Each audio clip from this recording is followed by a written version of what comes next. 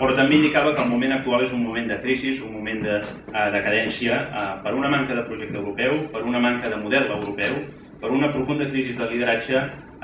i que ella també identificava amb una crisi no tan sols econòmica, sinó una crisi política. La Unió Europea és cada cop més prescindible, indicava, en l'escena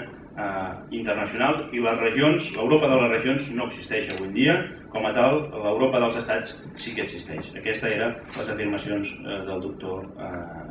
Requemo. Finalment, ha indicat una mica, ha repassat el paper del Comitè de les Regions, un paper que ja ha qualificat més aviat de pobre, en tot cas fins i tot ha dit d'inútil, perquè hi ha una absència real a nivell institucional del paper de les regions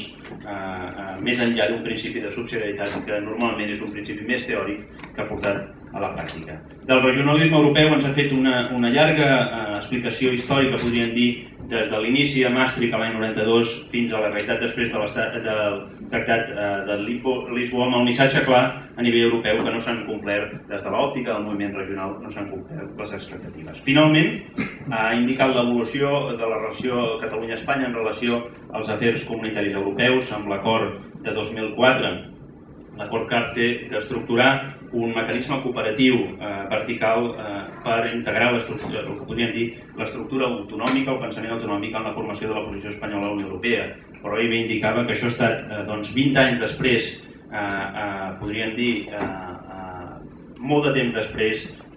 de constituir-se la Constitució espanyola i també molt de temps més enllà d'integrar-se a la Unió Europea. Per tant, unes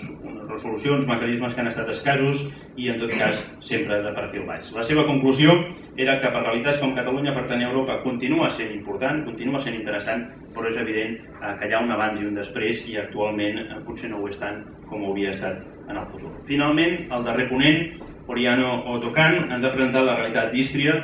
Deixi'm dir molt breument, una meravella de país. He estat fa poc, com ell va dir, amb un paisatge natural, no sé si han estat extraordinari, que els recomano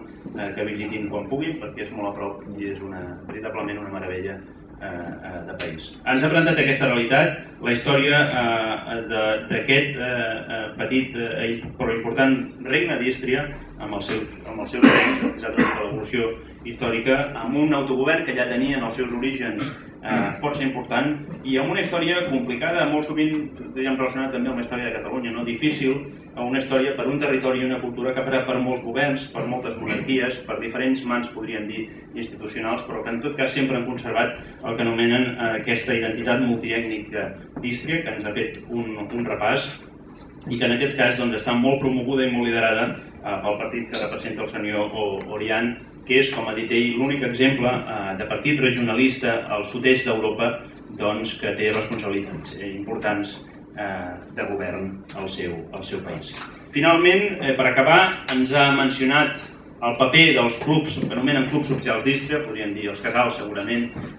nostres, per tant el paper de la diàspora molt coordinada en el cas de la gent d'Ístria, molt coordinada i unida a l'exterior, i finalment la posició de la Ístria contemporània, on el paper del turisme com una economia important, els sectors alimentaris,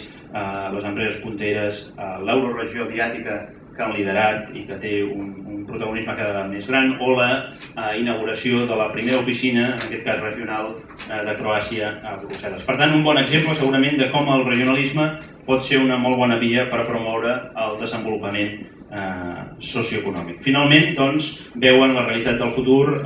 d'una manera diferent, però d'una manera també nova i amb il·lusió, amb una Croàcia que serà membre de la Unió Europea en els propers mesos, per tant una realitat també diferent. Acabo aquí, perdoneu que he anat molt ràpid, però hi havia moltes coses i segurament me n'he deixat moltíssimes, agraint als organitzadors d'aquest seminari, a l'European Liberal Forum, al Centre Jean Gol, a la Fundació CATEM, també evidentment a la Comissió Europea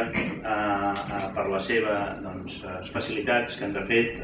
tenint en compte que és una temàtica europea, i a la Universitat Oberta de Catalunya també per incorporar i per col·laborar amb els organitzadors per realitzar aquest acte. A tots vostès moltes gràcies, que tinguin un molt bon dia, espero que els hagi interessat molt. Gràcies.